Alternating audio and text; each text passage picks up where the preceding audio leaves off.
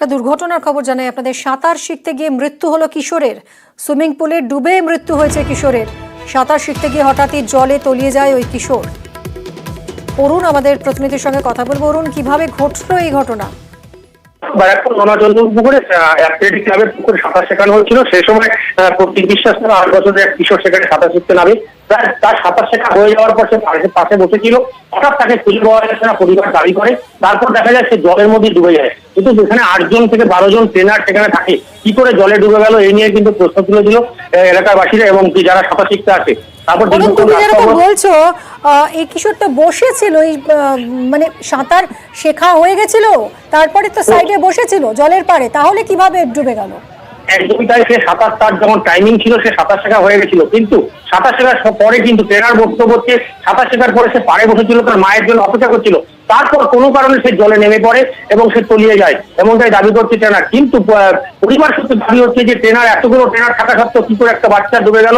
এবং ট্রেনাররা তখন কোথায় ছিলেন, তারা কি বলছেন?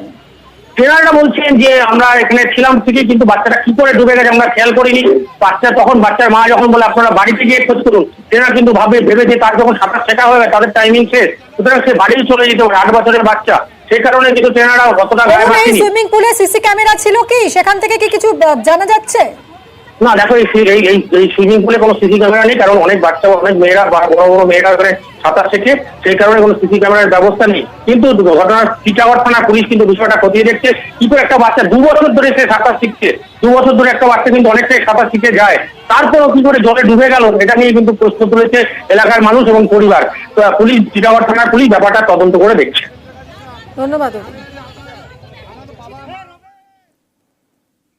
হাওড়ার কারখানায় গ্যাস সিলিন্ডার লিক করে বিস্ফোরণ।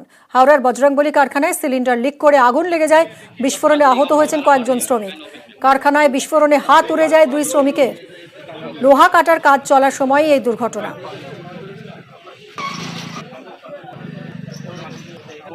तो हल्ला हुआ कि सीसी कल में फिर भाग दौड़ कर निकल कर देख रहे हैं विक्टोरिया में ये आदमी जो आप लोग देखे फोटो, आप लोग का ये हाल पड़ा हुआ है। आधा घंटा से यहाँ पर कोई आदमी नहीं उठा रहा है। हम लोग आने के बाद सारा हम लोग का पूरा टीम का आदमी जो है देख रहे हैं।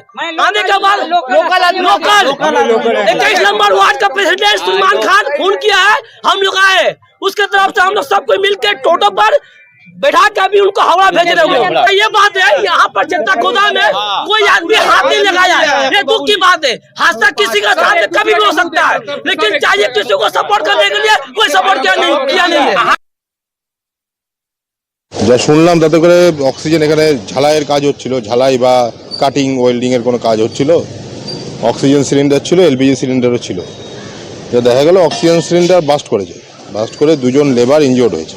সিলিন্ডার তো আছে, দেখলাম অক্সিজেন সিলিন্ডারও পেলাম, এলপিজি সিলিন্ডারও পেলাম। এখন এদের ডিটেলস কী আছে, কাগজপত্র, অথরিটি তো কাউকে পেলাম না। ডিটেলস কাগজপত্র কী আছে তাদেরকে পাওয়া গেলে, আমরা পুলিশ পার্সোনালদের বলেছি, তাদেরকে পাওয়া গেলে তারপর তাদের পেপারস ডকুমেন্টস চেক করে আমরা বলতে পারবো তাদের কী আছে না। ইন্ডাস্ট্রিয়াল সিকিউরিটি যারা এক্সপার্ট আছে তাদের ওপিনিয়ন নেওয়ার ব্যাপার আছে।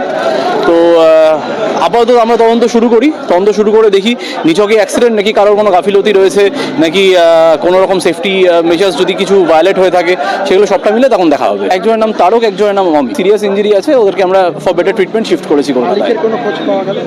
সবটাই আমরা দেখছি, এটা তদন্ত সাপেক্ষ আছে। হাওড়ার জগৎবল্লভপুরে উত্তেজনা, বিদ্যুৎ বিভ্রাটের অভিযোগে বিক্ষোভ। ঘটনাস্থলে পুলিশ গেলে উত্তেজনা আরও বাড়ে। অবরোধকারীদের বিক্ষোভের মুখে পড়ে পুলিশের সঙ্গে বচসা, ধস্তাধস্তি বেঁধে যায়। বিক্ষোভের মুখে এলাকা ছাড়ে পুলিশ। পথ অবরোধ আমাদের নিজেদের সমস্যার জন্য পথ অবরোধ করেছি, এই নয় যে দুঃখিত মানুষ যারা অসুস্থ তাদের ঘরে ছাড়ছি না।